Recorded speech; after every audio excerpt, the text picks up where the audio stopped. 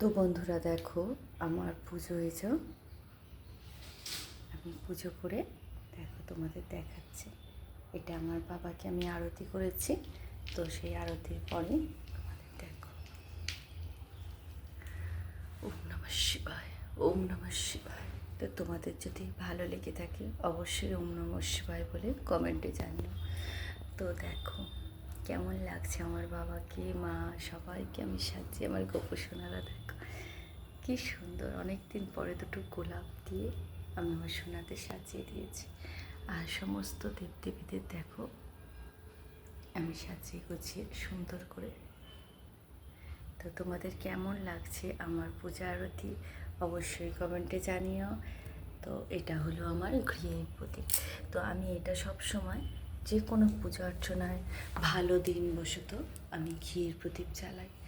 তো তোমরাও ঘিয়ের প্রদীপ দেবে, দেখবে খুব ভালো, আর মনোবাঞ্ছাও পূর্ণ হবে, তোমাদের মনস্কামনা পূর্ণ।